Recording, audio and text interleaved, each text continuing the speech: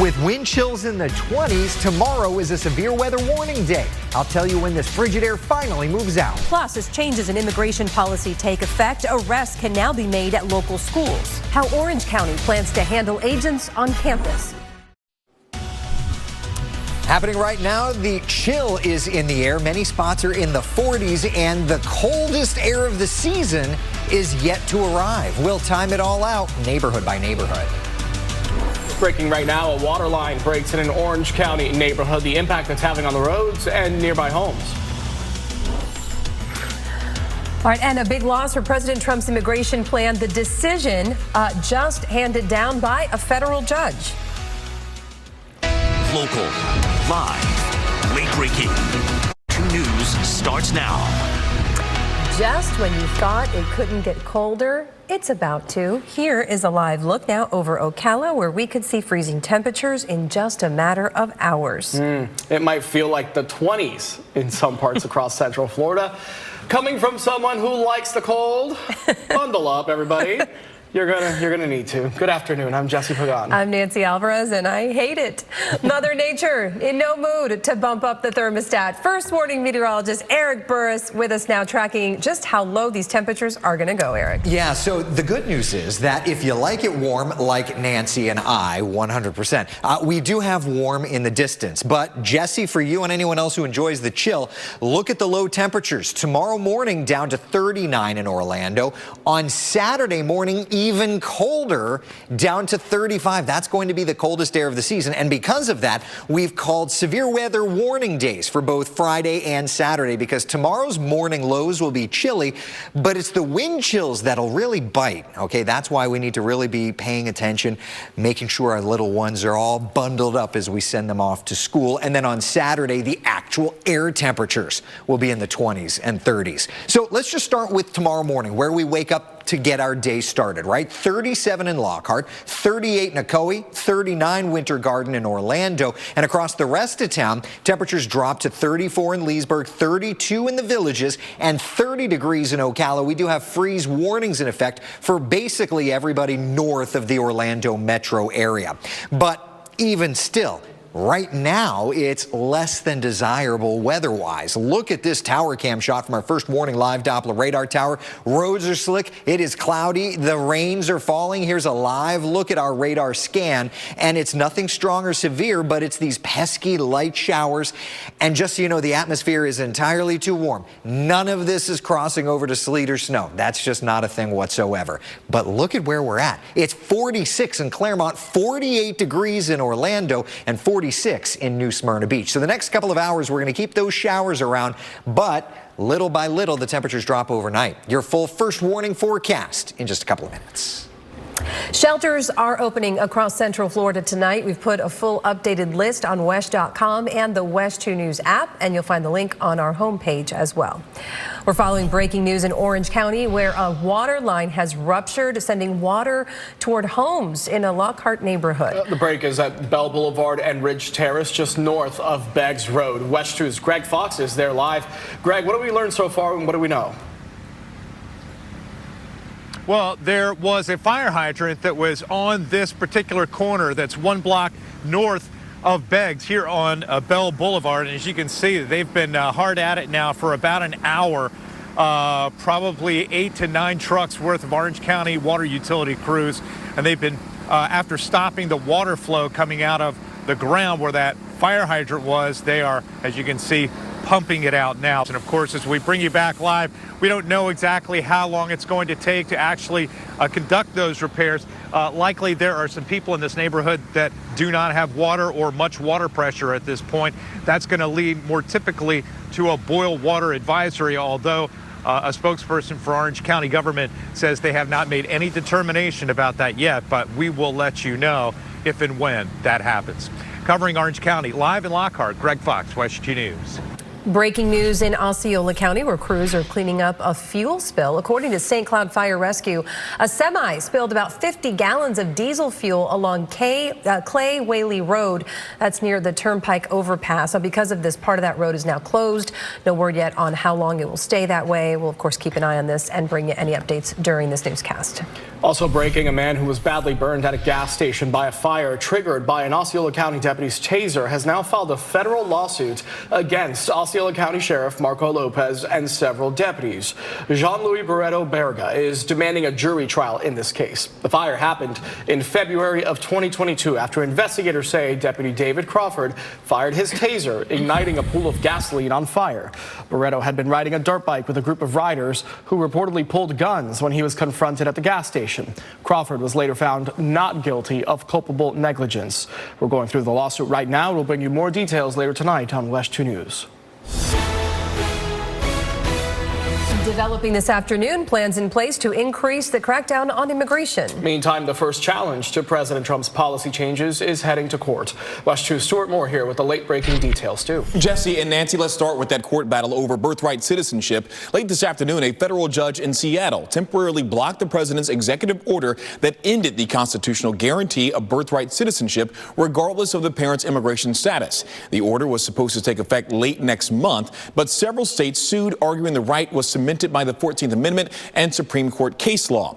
Also developing, the president is planning to send more troops to the U.S.-Mexico border, in addition to the 1,500 planned to be sent by the Pentagon. It is unclear at this point which units the troops will be pulled from. And sources tell NBC News that the Border Patrol is looking to expand the use of buoys designed to deter migrants from entering the U.S. through the Rio Grande. This system came under fire during the Biden administration, which claimed the buoys were dangerous and increased the risk of drowning. A lawsuit was filed, but the system has been allowed to remain in place. Now, we are waiting to see if President Trump has any reaction to today's decision in federal court on birthright citizenship. If we hear anything, we'll of course let you know. Jesse, Nancy, back to you. All right, Stu, thank you. Right now, police in Tennessee are still trying to figure out why a 17-year-old boy shot and killed a girl at school. Detectives have identified the boy as Solomon Henderson. They say he walked into the cafeteria at Antioch High School yesterday and fired several rounds, killing 16-year-old Jocelyn Escalante. A bullet grazed another student, but he is now out of the hospital. Investigators say they found concerning online writings and social media posts connected to Henderson. So far, no word on a motive. Volusia County has seen its share of weapons at schools, and today we're getting a better idea of how deputies are finding some of them by using a specially trained dog. WESH 2 Volusia County reporter Pamela Combe caught up with the team sniffing out the scares. Two men have been arrested after deputies say they stole more than $7,000 from a bar. This happened Tuesday night at the Beachside Tavern in New Smyrna Beach. Deputies say one man distracted the bartender by saying there was an issue with the dartboard. When the bartender went to check it out, another man went behind the bar and grabbed a bank bag filled with cash and then took off. The bartender called 911 and the two men were found in Flagler County and arrested. Deputies say they were able to recover all of that money. Big changes are in the works for Sunrail. The state is passing the buck to local governments to pay for the service. And this is all happening as Sunrail plans to extend service to Orlando International Airport. WESH 2 traffic expert Megan Mackey went to today's Rail Commission meeting where officials talked about the timeline of these changes. Megan. Yeah, and while that won't be happening anytime soon, the first step is for those local municipalities to start funding Sunrail. In 2024, Sunrail served 1.2 million passengers, a 12% increase compared to the previous year. With a lot more money has to be contributed by municipalities to make that connection to MCO. We'll talk about that timeline for the connection to Orlando International Airport. That's coming up on WESH 2 News at 5. Reporting live in Orlando with your first morning traffic, Megan Mackey, WESH 2 News. Next at 4, Central Florida families in limbo as President Trump's immigration overhaul begins to take shape. And also, I feel that they're paralyzed. They don't know what recourse they have. They don't really know what to do. Mixed status families, undocumented parents who may face deportation with their American-born children. Now, hundreds of thousands of kids in Florida could be impacted. Closed captioning brought to you by National Floors Direct. As President Trump continues his promised immigration overhaul, we're looking at one of the most common groups facing potential impacts: mixed status families, undocumented parents who may face deportation with their American-born children. In Florida alone, hundreds of thousands of kids could be impacted. President Trump's executive order ending birthright citizenship would not impact Tiana. The change will only impact babies born after the law goes into effect, and that's if it's even upheld by the courts. Several states and the American Civil Liberties Union are suing to stop it. And as our Stuart Moore reported earlier in the newscast, a federal judge actually blocked the order this afternoon. And all this week, I am taking a deep dive into how these changes are impacting our local migrant community. You can watch my reports weekdays at 4 p.m. here on WESH 2 and at 10 p.m. on CW18. You can also find the stories on WESH.com and in the WESH 2 News app.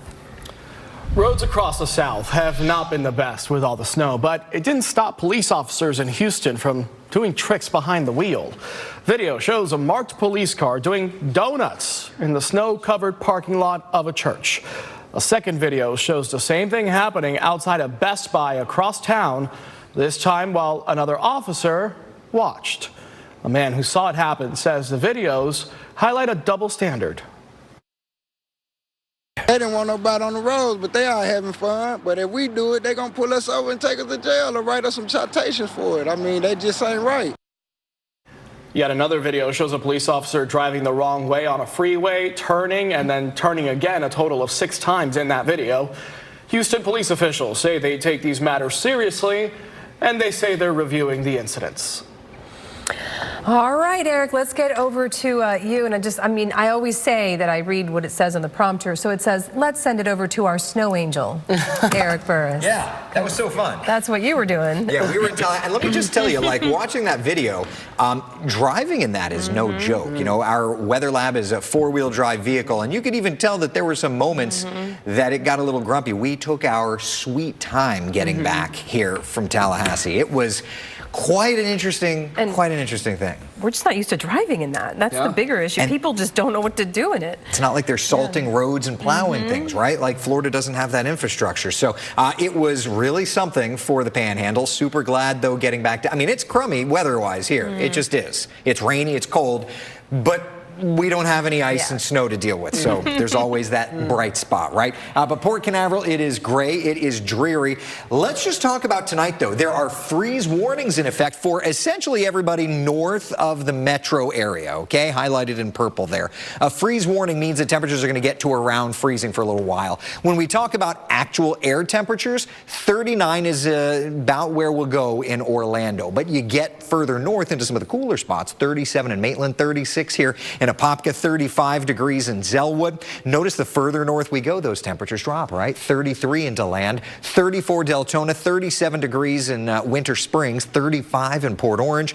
Hitting freezing in Astor. Look at Marion County, 20s for actual temperatures. And then we add in the wind, and that's going to really add some bite. 30 in Ocala overnight tonight into tomorrow morning, 32 in the Villages, and 35 degrees Astatula. Back over to the Space Coast, expecting temperatures to be into the 40s. But look at the feels like temperatures, all right? For all of us, it's cold, but with a 10-15 mile per hour wind, we'll feel like 33 in Orlando, 23 in Palm Coast, and 24 in Ocala. So tomorrow morning is a serious wind chill morning, okay? That's why we have cold weather advisories in effect for just about all of Central Florida.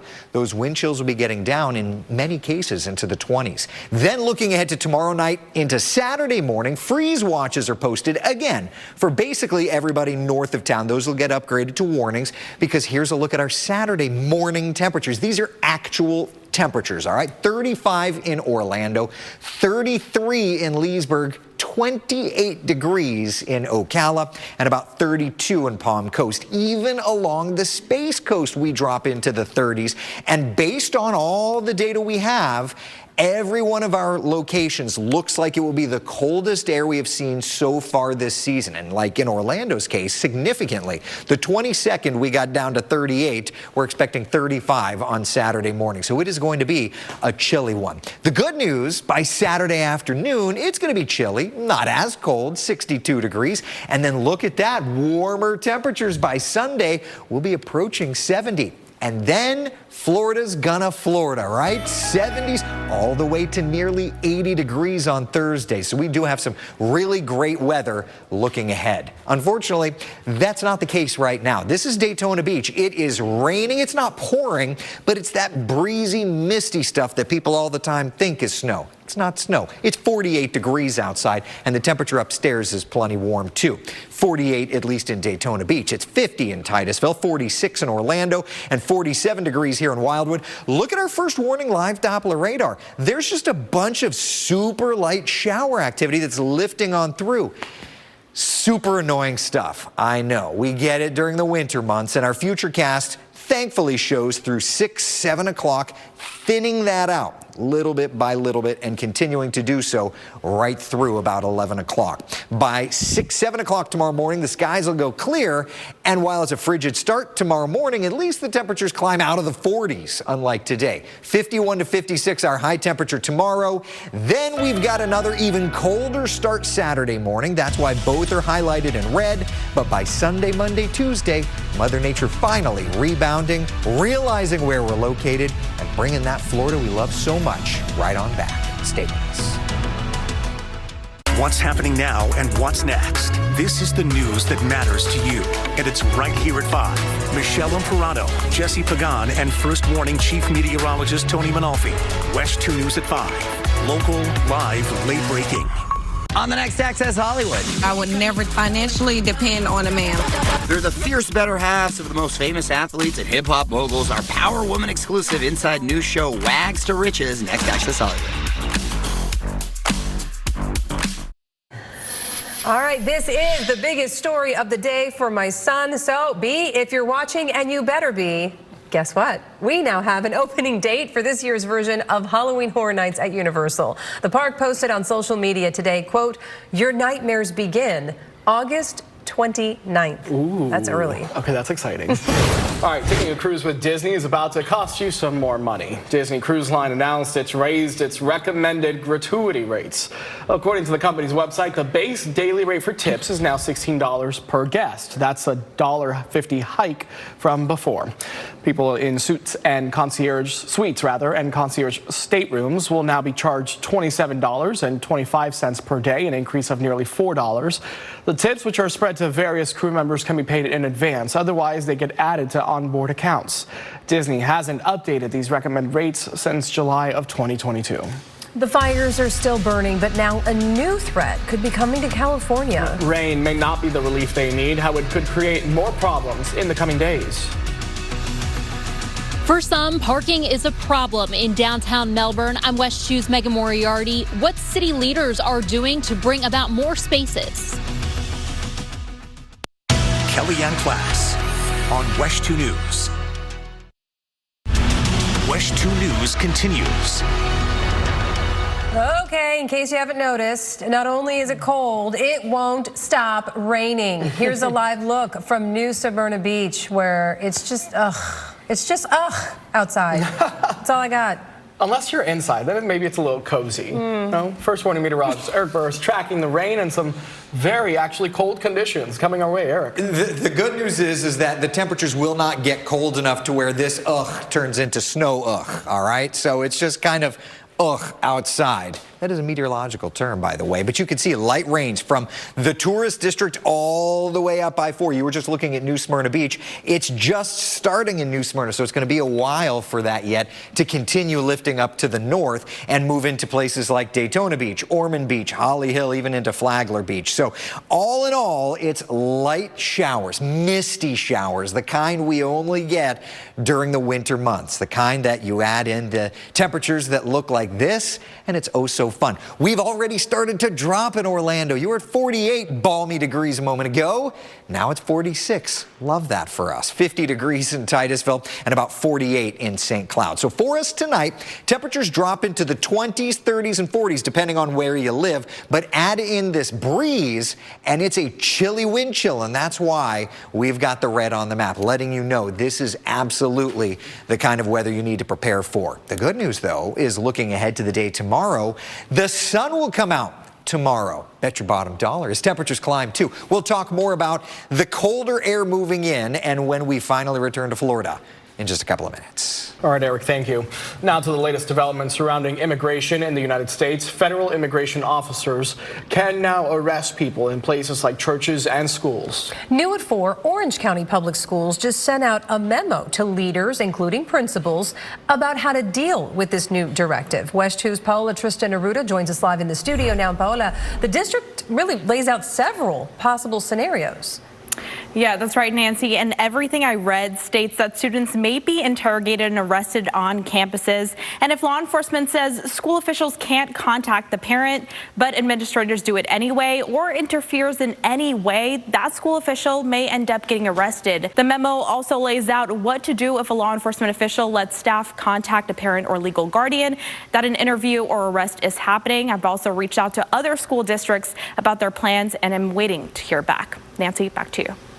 All right, Paola, thank you. And right now, 7 police officers are recovering after they were shot during a standoff. This happened in San Antonio. Police responded to a call for a, quote, suicide in progress at an apartment last night. Investigators say the suspect then walked out of the apartment and opened fire on the officers. The suspect, 46-year-old Brandon Paulus, died from gunshot wounds, but at this time, it isn't clear if he shot himself or he was killed by police. All 7 officers wounded in the standoff are expected to make a full recovery. So thank goodness for that and that incredible outcome.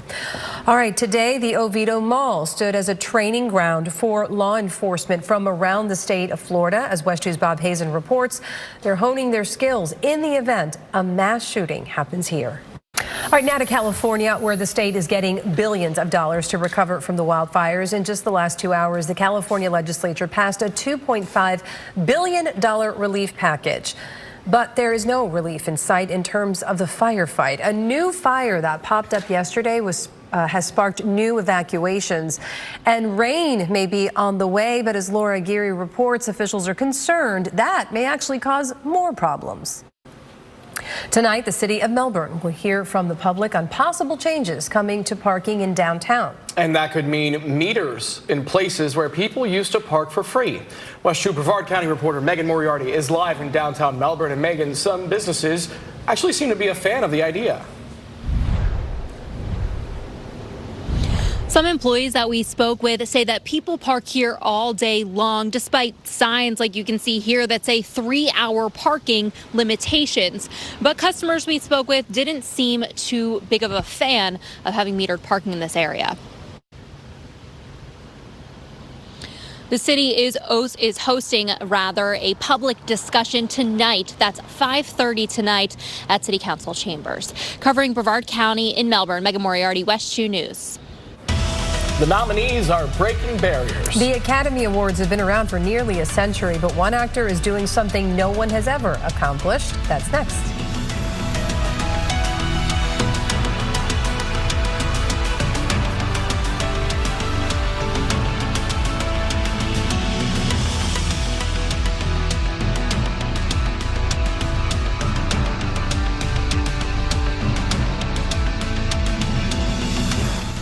Closed captioning is sponsored by Rubenstein Law. Injured? Call 1-800-FL-LEGAL. Hollywood is making history today. The Oscar nominations are out, and one of this year's breakout stars is also breaking barriers. The film, Emilia Perez, leads with 13 nominations, including Best Picture. Its star, Carla Sofia Gascon, made history as the first openly trans woman nominated in an acting category. Gascon plays the role of a former drug cartel leader who enlists the help of a lawyer, played by Zoe Saldana, to help them covertly transition. The resurgence of Demi Moore also continues. After bringing home a Golden Globe, Moore is now an Oscar nominee for the first time for her role in The Substance, which is also up for Best Picture. Moore is 62 and has been acting since the early 80s. And here's a look at the other Best Picture nominees: Anora, The Brutalist, A Complete Unknown, Conclave, Dune Part 2, I'm Still Here, Nickel Boys, and Wicked, which I will be proud to sing at your request at any time. The Academy Awards will be handed out on March 2nd. I know the entire soundtrack from start to finish. Yeah, I kind of do too. I know. All right, 2 guys vying to play in the Super Bowl are also finalists for the NFL's highest honor. Buffalo Bills quarterback Josh Allen and Philadelphia Eagles running back Saquon Barkley are nominees for Most Valuable Player, MVP. Both are looking to play in their first title game. The Bills face the Chiefs in Kansas City. The Eagles are at home to face the Washington Commanders. The list of finalists for the MVP awards includes some other big names: Cincinnati Bengals QB Joe Burrow, Lions QB Jared Goff, and Ravens QB Lamar Jackson. A basketball fan just made the play of his life with a putter. Picked out of the crowd at a University of Nebraska game to hit a full-length putt. Up for grabs, a brand new sports car. He lines up a putt cross court for a new Porsche. He's got the line. It rolls smoothly down the court, braking and gaining speed. It looks like it's a good line, and it's in! All right, go Big Red. That's the cheer for all of you non-Husker fans. Nebraska lost the basketball game, by the way, but that was cool. Wow. All right. All right, first warning meteorologist and WESH 2's resident snow angel, Eric Burr, is back with us. I do it one time. I do it one time. We're not going to let that go. No, not once. I did, and it had already turned to ice, so it's not like it did its thing. Oh, right. no. I just flopped into ice. If you have no idea, yesterday they sent me up into the winter tundra of Tallahassee. I flopped my tuchus down into the snow to try and make a snow angel. It had already turned to ice.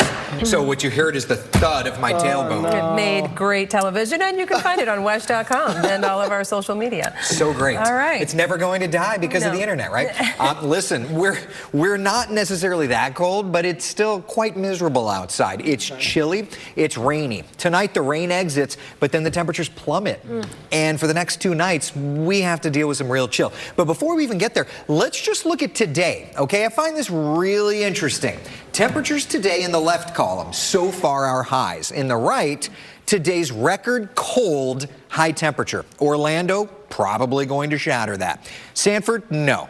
Leesburg, probably going to. Daytona, no. Melbourne, probably going to. So, hey, 3 out of 5 areas coldest we've been. Then once the rains exit our area, we have to start dealing with wind chills in the 20s and 30s. And then on Saturday, waking up to air temperatures in the 20s and 30s. So you're going to see this icon on some of the graphics. It's just our way of making sure you know this isn't your normal chill for winter. This is going to be an extraordinary cold. We need to make sure to bundle up in layers. All right, tomorrow morning, for example, air temperatures look like this: 34 in Leesburg, 39 degrees in Orlando, about 41 degrees from Titusville over to Melbourne. But remember, we're forecasting winds to run 10-15 miles an hour. So find your location, all right?